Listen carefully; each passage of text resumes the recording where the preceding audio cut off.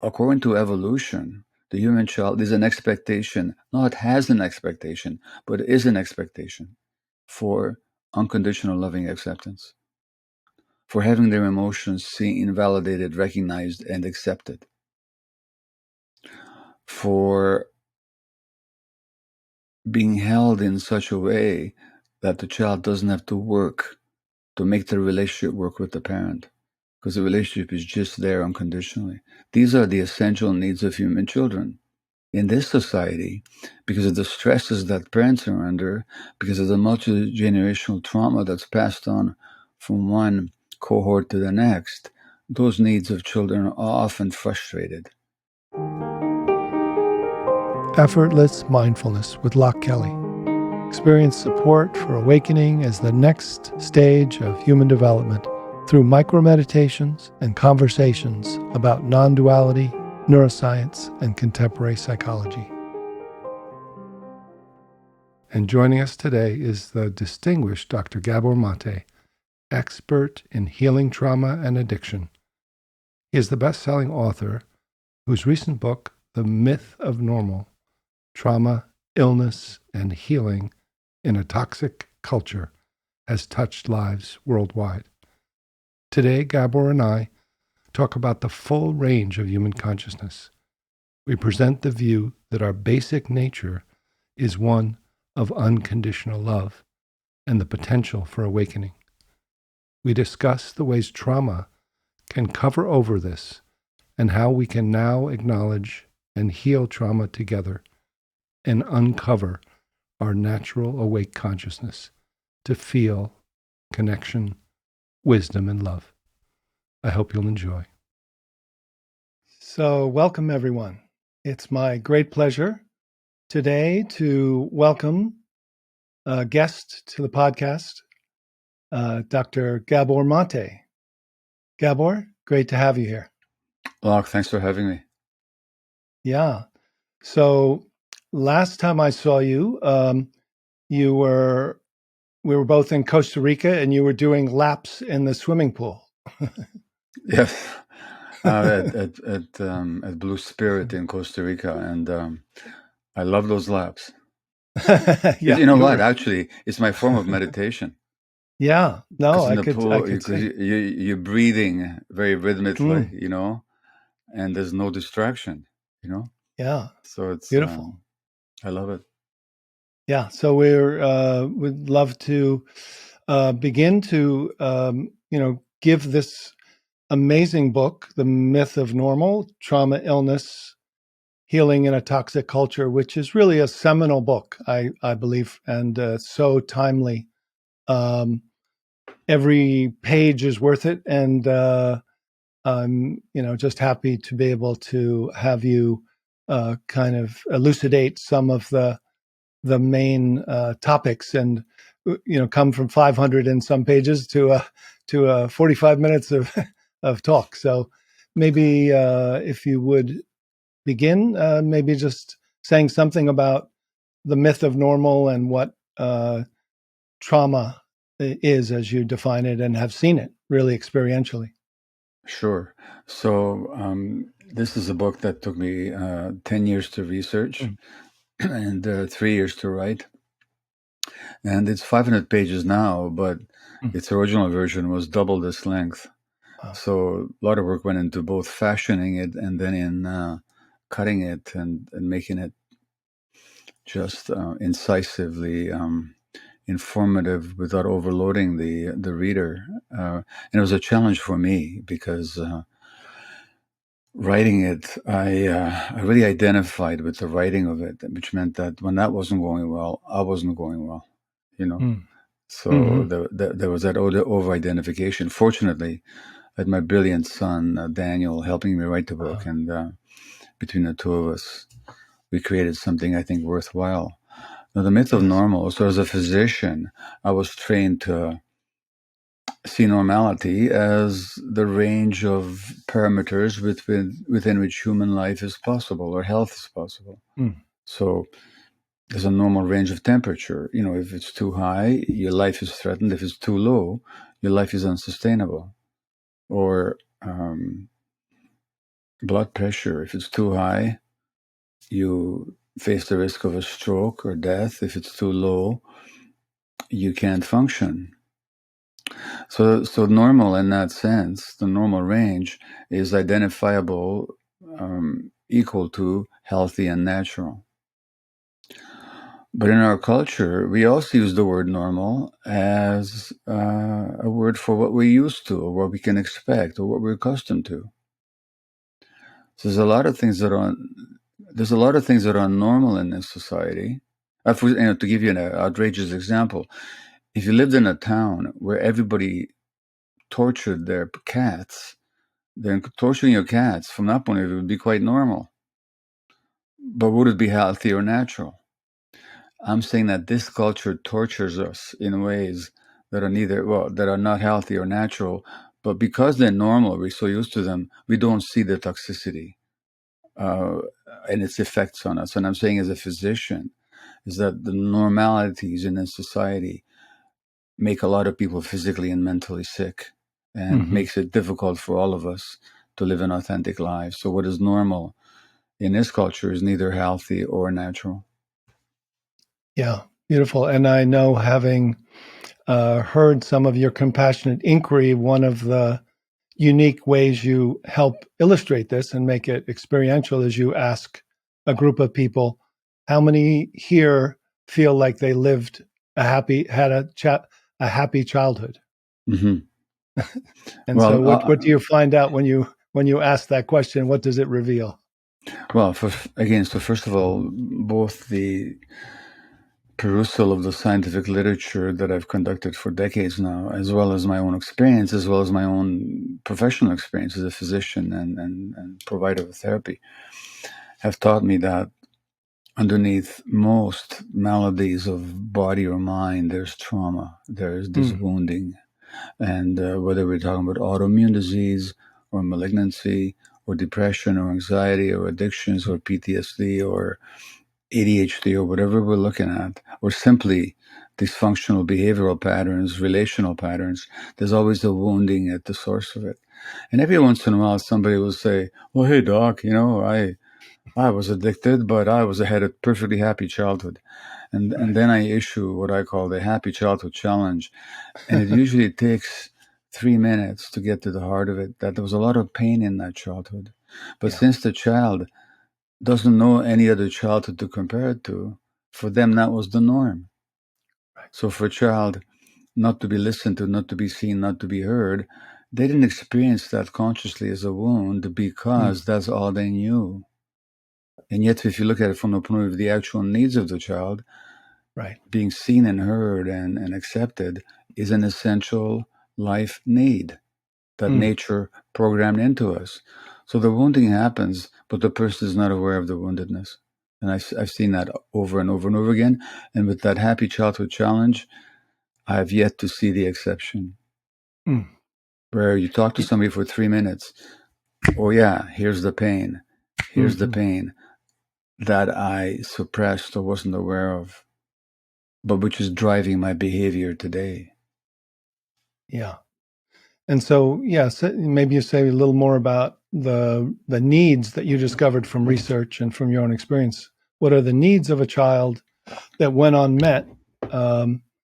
Different kinds of trauma can occur, and you can maybe define trauma. It's a word that's used in so many ways today that I think having you tell us a little about, different kinds of trauma and what you mean by trauma would be really a great start. Sure. So trauma, its word origin simply means a wound. So it's a Greek word for wound. So trauma in that sense is an unhealed psychological wound. Now you can hurt children in a whole lot of ways. And then when I worked in Vancouver's downtown east side with a highly addicted population, in fact, that area of Vancouver is the most concentrated area of drug use anywhere in North America.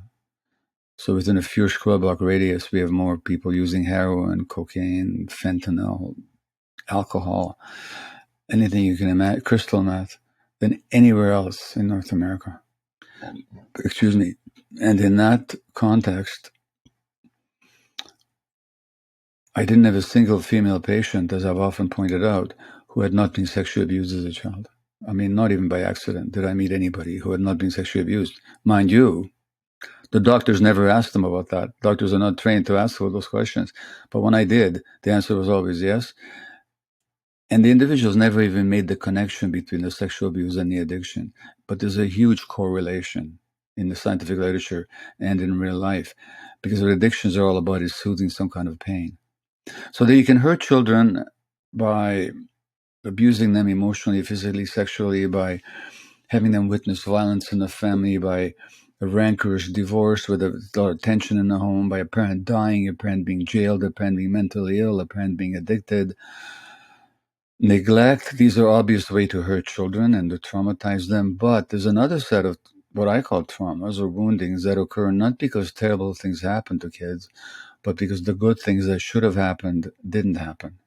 And those good things that should have happened are the expectations of the child not being met. Now, let me clarify that.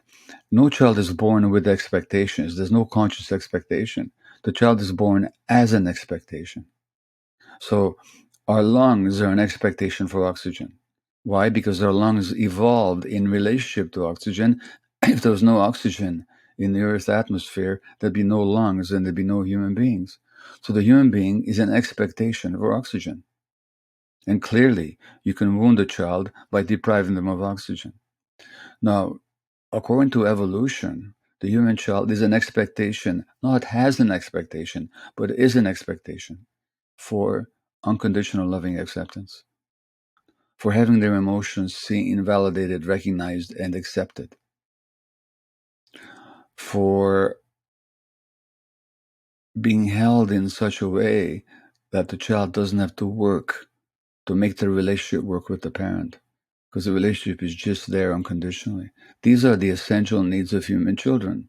In this society, because of the stresses that parents are under, because of the multi-generational trauma that's passed on from one cohort to the next, those needs of children are often frustrated by parents who totally love them and are doing their very best, just because of their own stuff that hasn't been resolved yet. So children can be wounded then by bad things happening to them, but especially if they're very sensitive, they can also be wounded by the good things that should have happened not having happened. Right. And those creates wounds, and those wounds show up throughout the lifetime. Right. And that's the meeting of parenting and needs and culture and needs as as we grow up with those who have had big T trauma or complex trauma, but then I guess you're calling the developmental trauma or everyday or normal trauma of well, the normal trauma, growing up. Yeah, normal trauma. Yeah. That is the normal. Growing That's up not in the myth of it. growing up in a society that doesn't understand the needs of children and doesn't meet them. Right.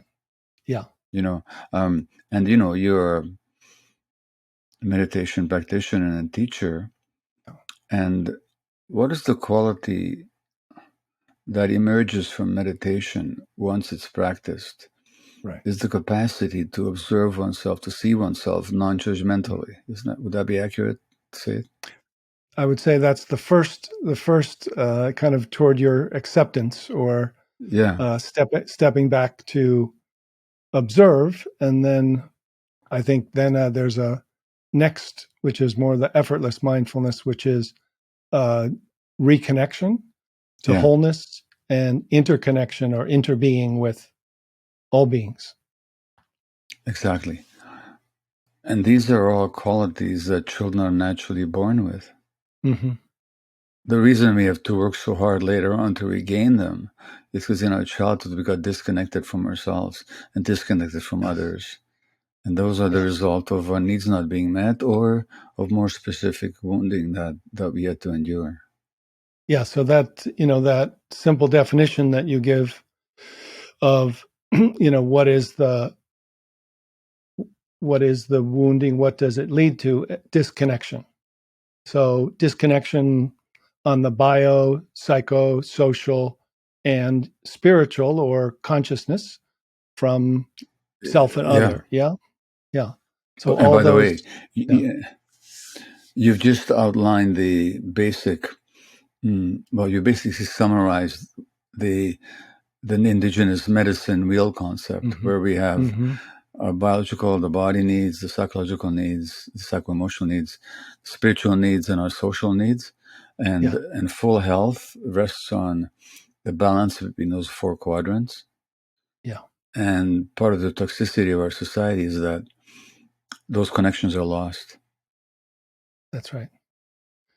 Yeah. So that recognition from, just people that's part of growing up is developmental trauma. And so these hurts, which are not only about the hurts, but trauma is really about how we deal with the hurts and not having the support from parents, society, culture, peer groups to be able to, like playing sports, they would say, if you get hurt, you come off the field, they say, rub some dirt on it, get back in there. There's no crying in baseball, just come on. So all that is what you're talking about. That's the creates from well hurt. So the result is the PTSD that combat veterans experience. Right. And so much of it comes from the suck it up, man up kind of toxic masculinity ethic, where we're not supposed to be vulnerable. And then when they heal, if they do heal, what they discover is the liberation of vulnerability, if I can put it that way.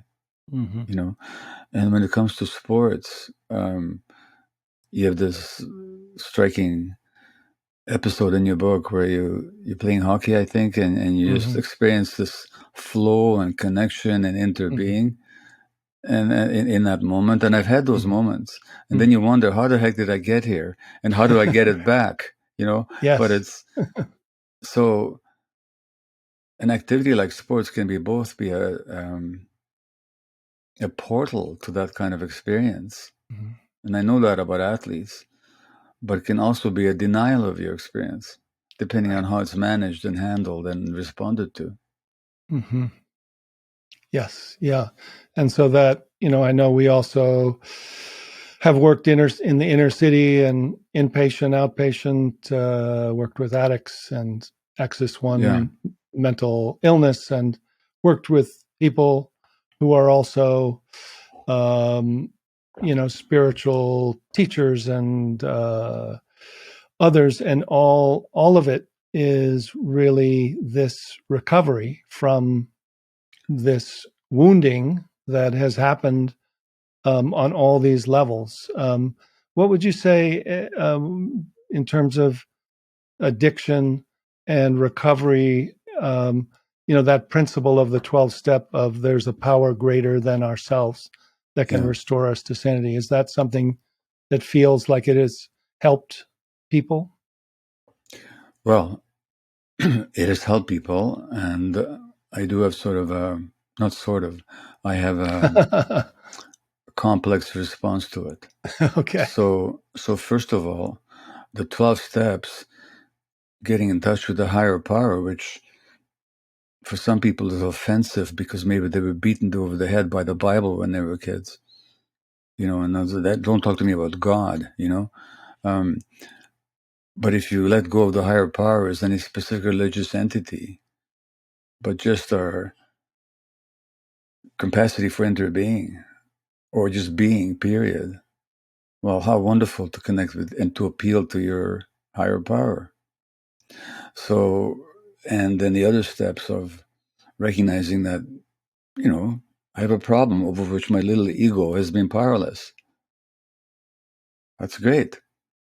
That kind of surrendering to reality, and all the other steps of the moral inventory. I think anybody in the world would benefit from the 12 steps, addicted or not, which, by the way, most of us are to something. But regardless, those steps are simply steps for life, number one. Number two, however, what's missing from this 12-step awareness is the concept of trauma.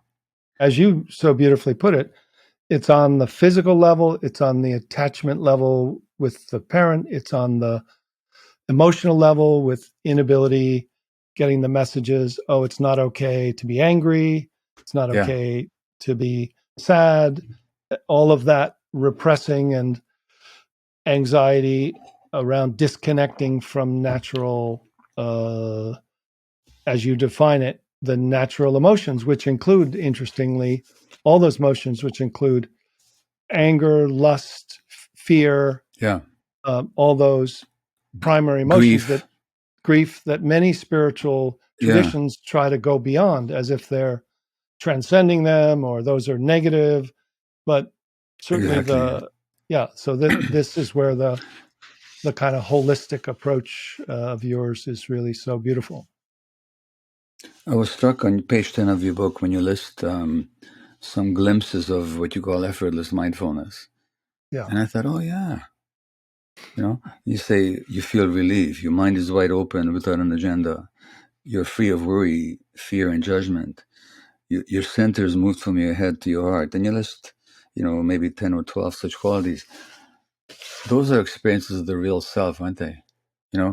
But as Almos, your teacher and my teacher, although I haven't studied with him, but I've studied his work, points out that the personality will always invalidate essence. So I may experience those states, but not recognize them as myself. That's And yet they feel so good when I'm in them. But right. if only I could pause, and just reading that. Yes. Oh yeah, I'm not as far away from myself as I thought. Right. I have those states. I just need to Yeah, be more conscious of them. that's right. And in this kind of more of great fortune to not only spend time working in the Bronx and Brooklyn, New York, with addicts and mentally ill, but also go to India and Sri Lanka, to Tibet, and study this Mahamudra system, which says that the first stage is recognizing those Yeah, as yeah, valuable. The second is yeah, realizing, oh, wait a minute, those aren't experiences I'm having. These are qualities of who I am. And now yeah. there's actually a fabric of self that just dances with those qualities. I just think that there's so many psychotherapeutic modalities that because they don't understand that there's even a true nature, all they ever do is they try and fiddle around with the personality, trying to make Right. it a bit more functional. And the fact that there's Yes. something deeper there underneath it and a deeper wound that kept us from it, that Right. doesn't arise. And speaking as a physician, again, having seen in practice and having read the scientific literature, for example, on how much disconnection from the self predisposes to autoimmune disease Mm-hmm. and the absolute lack of education that doctors receive in Yes. that concept, the actual ignoring of the scientific evidence of how emotional self-suppression predisposes to illness, which is Yes. scientifically not even controversial. But the average physician has got total lack of awareness of it. So people so often go for help in this culture to their therapists and their doctors, and the doctors and their therapists are completely uneducated Mm-hmm. in what really Yes. matters. No, Right. they can do a lot of great things. I mean, my God, my cataract operation, thank Right. God, Yeah. but when it comes to chronic illness of mind and body, Western medicine is pretty spare in its capacities. Yes. The best we can do is mitigate symptoms because we have no understanding of the underlying whole body, whole mind dynamics and interrelational dynamics and spiritual dynamics. That, again, that medicine wheel that is driving illness. We have a very one-dimensional view of human beings. Yeah. Yeah. And, that sense, I know you mentioned in terms of healing, you mentioned the 4 A's and the 5 compassions: Mm-hmm. um, authenticity, agency, anger, and acceptance. I mean, I think some people are surprised at the third one, the anger. And I was also wondering if you might add awareness as a fifth. You know what? You took the words right out of my mouth because I've been saying for months now that that I left out awareness. Is that right? Yeah. That's so I funny. I kind of assumed it, but maybe it also but maybe also reflects my own lack of awareness, Okay. But the point is, Okay. yes, if I were to rewrite that chapter, Oh, I would put in awareness. I just risked saying that, just like, and would you add this? No. I totally agree with you. It's in Okay. fact, All right. Good. I'm kind of assuming that it's there for all the others to Okay. function. Right. There Right. has to be awareness, but I didn't name it. Yes. Now, in terms of anger, Yeah.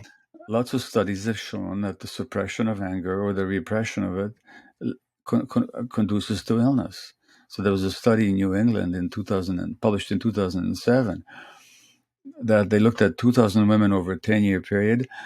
Those women that were unhappily married and didn't express their feelings were 4 times as likely to die as those women who are also unhappily married, but they did express their feelings. And women who have bosses who are unsympathetic, so they have to stifle their anger, they have a higher risk for heart disease. And the repression of healthy anger actually undermines the immune system. Why? Because the job of healthy anger and the immune system is exactly the same, to keep out what is toxic and to let in. And so if I were to enter your space in a unwholesome way, you should be angry with me. Stay in my space, get out. That's healthy anger. And now the immune system does the same thing to bacteria or viruses or pathogens or poisons. You're in my space, get out. And so, given that from this biological point of view, the immune system is connected to the emotional system. In fact, they're not even connected. They're part and parcel of the same super system. When you suppress healthy anger, you're suppressing the immune system, which can then contribute to the onset of malignancy, or just as anger can turn us against the self, so can the immune system. And the two are then you have autoimmune disease, where the immune system attacks the body, such as in rheumatoid arthritis and multiple sclerosis and so on. So again, if we only understood the scientific fact that mind and body are inseparable, and then that the emotions are not divorced from our immune system and our nervous system and our guts and our heart, we would have a medicine that doesn't have to give up the fantastic scientific achievements of modern medical practice, but it would incorporate also in its healing practices an understanding of human beings, which means we could do so much more than we're doing now. Yeah, I mean, and I know from your book that transition from dependency to independence and what's called the terrible twos, and that a funny thing I'll share with you is that my wife and I during the pandemic, we just our relationship just got so much better.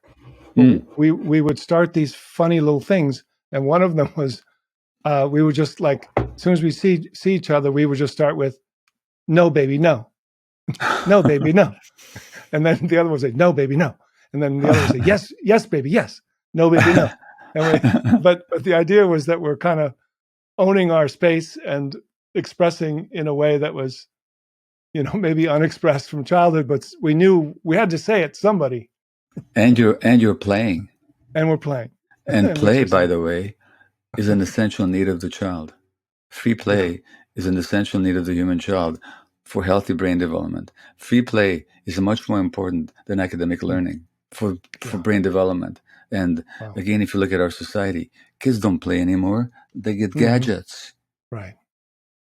So anyway, I love that game that you and your wife so yeah, it was and that's the thing with couples. It's so much certainly that the playing out of childhood trauma, intimacy, divorce, which affects the next generation of children, is that I love doing couples therapy because you really, once you see that the unmet needs are trying to be met, but they're fighting against and projecting, seeing through that, as you call it, the kind of being caught in time, that they don't know that it's today. It's not, they're not 4 years old, and the overlay of their parent that they're now angry at, starts to play itself out. And once they, and I've punished my wife so much for not being my mother, not being my good mother, the good mother that my poor mom wasn't quite capable of being sometimes, Right. and then you expect your partner to feel that. Well, as our friend Almas would point out, where our needs are not met, we develop these holes, and then we want the other Yes. person to fill the hole for us, and when they don't, we're so angry with them. That's right. Instead of experiencing the hole and taking responsibility for it. But we always marry somebody at the same level of trauma resolution as we are, and then past the honeymoon phase, we expect the other person to plug our holes and to meet those needs that remain unmet, that we haven't learned how to meet for ourselves. Right. That could be a growth opportunity for a couple, right. or could be the end of their relationship. Yes, that's right. And the meeting of the, one of the things, as I've, been in dialogue with people, co-taught with Dan Siegel, and as you know, with Dick Schwartz. Kind of trying to bring not only the bringing up of the exiled parts or the emotions, but at the same time trying to get the self capacity on board as early as possible, so that the pain can be, what seemed unbearable can be only borne by the true nature, ultimately. Well, funny you should mention Dan and Dick, because I reached out to both of them today, because I've been going through a bit of a crisis over some issue. I don't need to go into it. Yeah. But I spoke to Dan for about half an hour, and boy,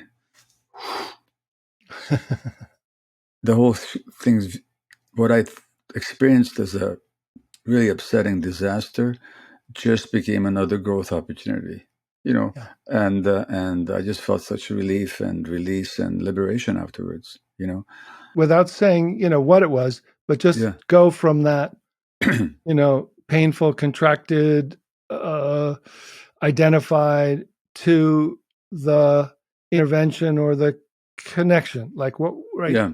What was it? Well, so what was that? How did that feel? It moves. Yeah. So I recently participated in an activity that was partially for good reasons, but partially driven by my need to be seen. Okay? Didn't turn out that way. It turned out I was misseen by many people. And to me, it felt like such a crisis and so painful. And speaking with Dan today, it just took a moment to realize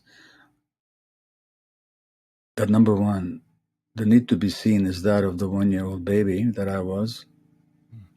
Not being seen was life-threatening for me. And that's life-threatening fear of not being seen is what showed up in the last few days. And I've been totally driven by it. Soon as I get that, and furthermore, leading up to this event, I'm the one that didn't see myself, because something in me says, don't do this. But I didn't pay attention to it because I wanted so much to be seen out there. Right. So ultimately, who's the one that didn't see me? I didn't see me. You didn't see you. I intellectually understood the whole thing, but emotionally I was still stuck in it, and I'm not anymore, Yes, that's what right. there is actually is what you would call a glimpse of what? What do you call it? The glimpse of true nature, or true nature. Self, okay, yeah. Self with a capital S, or no self in Buddhism. They'd say no self, or whatever that is. That anyone can call that, but you feel it as something greater than the whole. Any of the parts, even the smart parts, the most compassionate parts of yourself that are trying the best, but they're within the container of this body mind, which has been overwhelmed by the 1-year-old or whoever it is, and it's snuck up the back and taken over the seat of the self within you, and then to ask for some space, or what I call unhook into that awareness, and then be the awareness that comes immediately back, doesn't stay in spaced out, but comes immediately back to the loving, the last kind of saying that our friend Ram Dass, who was one of the first psychologists who did psychedelic studies, he ended up saying, I am loving awareness. Mm-hmm. That was his last. He kept saying, I am loving. So you find the awareness, but then the awareness is love. And it's, it's that dimension of our consciousness that can't be hurt and that is loving. And yet it's not detached witness. It's not what I call getting caught in the witness protection program that some meditators are depersonalized or dissociated in this kind of too detached state. It's really this embracing interbeing, which, Thich Nhat Hanh's phrase, interbeing, that is so beautiful. Now, for me, the statement, I am loving awareness, I can intellectually align with it. And I even know that that's what my best work in the world represents. And that's what people see and appreciate. At the same time, for me to say it, it doesn't. No, it doesn't go through that channel of the thought. No, it doesn't. But if you go back, so if you go back to the moment with Dan, and then feel that what you call this, which is the shift from the 1-year-old to this, what would you say? What would that say from here about itself? What would they say? I am. The word freedom, liberation is what comes up. I am freedom. But I think perhaps, for me at least, maybe I'm just not letting myself identify too much with something like loving awareness as an actual manifestation of who I am, even though I know that it shows up that way a lot of times. Or else maybe some things are just beyond words. Yeah, it's definitely beyond words. Yeah. And yet this is the strangest, kind of, career, or the download of, okay, put that which is beyond words into experiential learning, so people can access it through any door they want, call it whatever they want, use whatever language. But when you not only are aware of it, but rest as it, and then it includes everything, and the embodiment is feeling connected to everybody. That's right. Level of consciousness is our birthright. It is available. It's the thing. Now that trauma is being brought out, now we got to hook it up with just as easy to make the myth of we're separate. The myth of we're just a body mind. We're just so it's not coincidental that I think in the very last, if I may be so bold as to quote myself, it's not accidental that I just read you a paragraph here. As we saw earlier, the antidote to the hypnotizing influence of normality is authenticity, finding meaning in one's inner experience, unobscured by societally promulgated fictions. Prime among them is what Daniel Siegel calls the lie of the separate solo self. So this is what we come to realize when we do the work. And if I'm any example, I should say, we find it and then we lose it, and we find it and we lose it, and we find it. But the search, the seeking, the calling to awareness, it's always there. Yes, it's always here, and it can be missed because it seems like a gap. Seems like we're thinking, we're trying, we're looking for ourselves, and then we're like, there's a little like, I was like, That's right. That was nothing. That was nothing. So what was it again that I was trying to, so that gap of letting go, of not knowing, of no self, or the feeling you get when you're swimming, when you're just not in ego, not in yourself, and then coming to see if you can lose it and then when you lose it, just kind of say, no big surprise. It's an old habit. Yeah.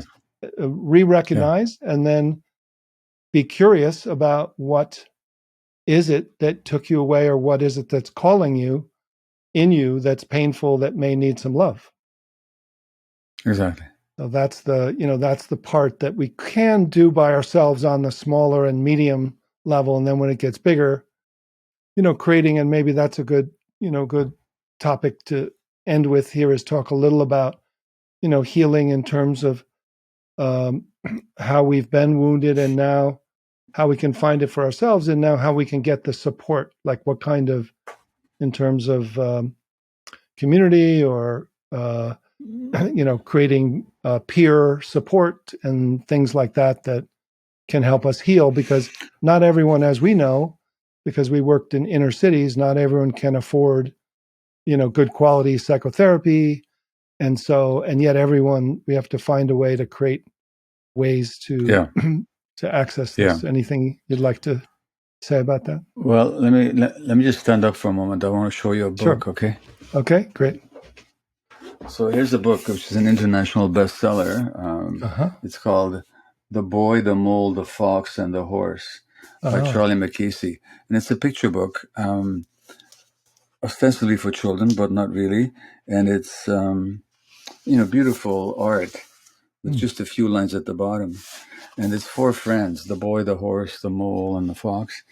And the horse is the most grounded of the 4 friends. And what's the bravest thing you've ever said? Asked the boy. Help, said the horse. So the first thing is to overcome our fear of help, and this feeling that we have to do it all ourselves, which is itself is a traumatic imprint. Yes. And so, you know what? This time when I was in distress, I asked for help. I reached out. Oh, beautiful. And I got it, So first of all, be willing to ask for help of whoever is available to give you help. Number 1, don't believe that it's all on you, that it's all your fault, or that it's all your task. It's your responsibility, but it's not all your task. We were wounded in relationship. We heal in relationship. Are there peer groups? Are there community centers? Are there programs of any sort? If you have addiction issues, will a 12-step meeting help you? Even if they don't recognize trauma, which they don't, but they do offer so much, potentially.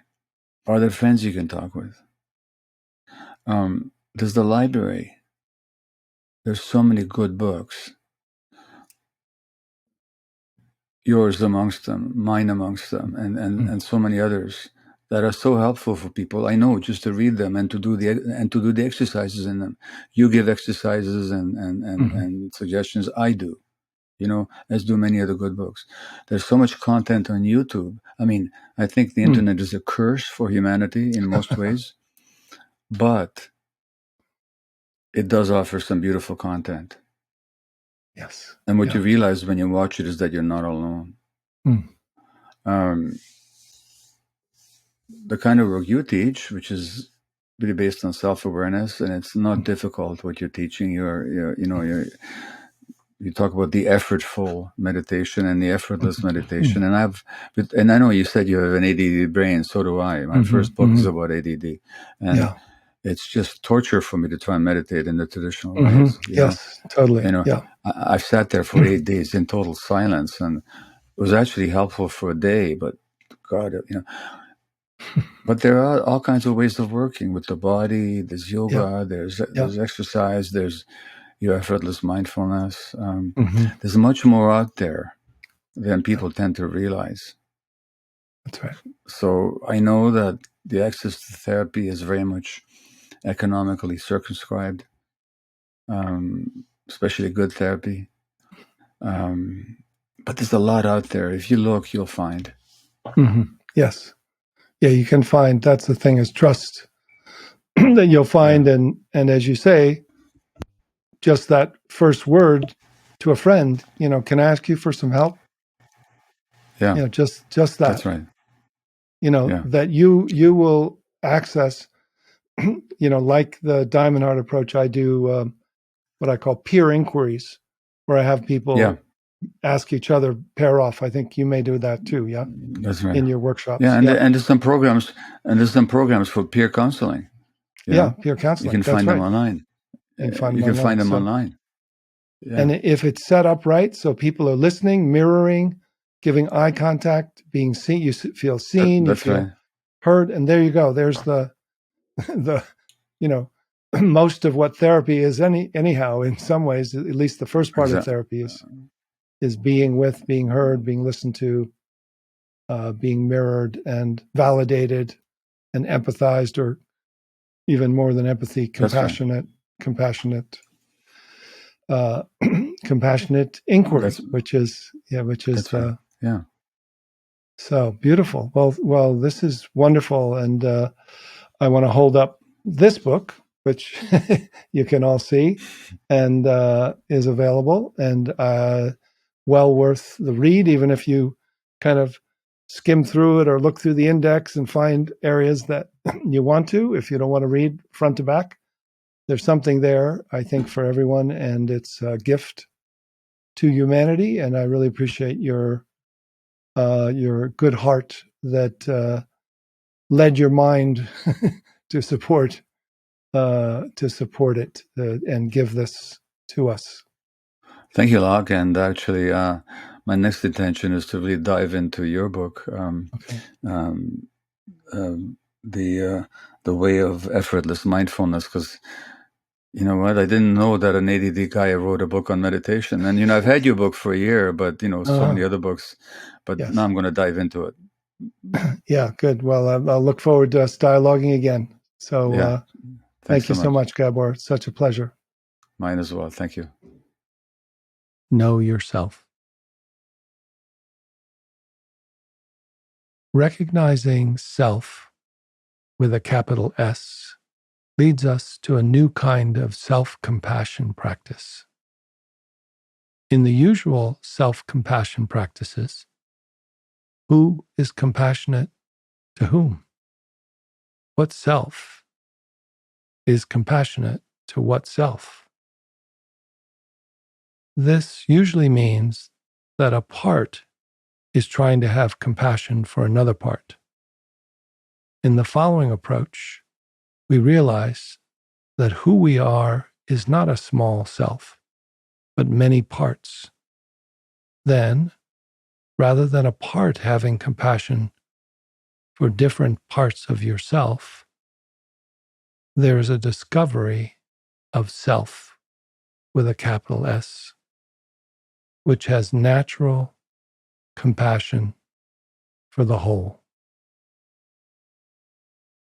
This mindful glimpse can also be done with another person. Can you feel an emotional or energetic pattern you're aware of in or around your body?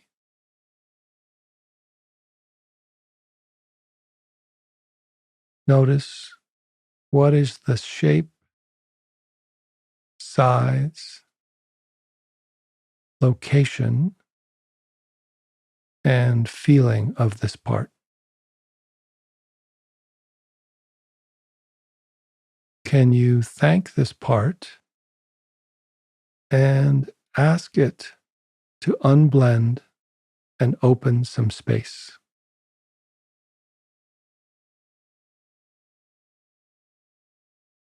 From this space, rest as the awareness that is aware. How do you feel toward this part?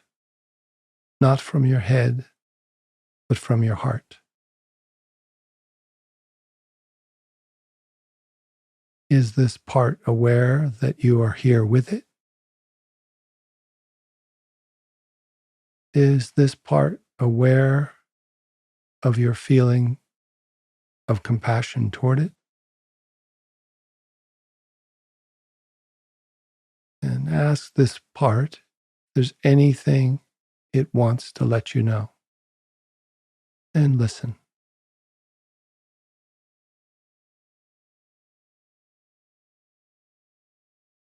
And when this part turns to be aware of you, what does it experience as the size, location, and feeling of you?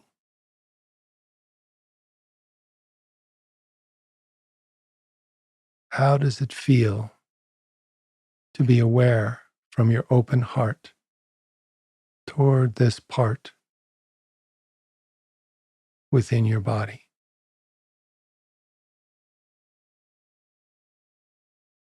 How is it being open-hearted self with your body and these parts?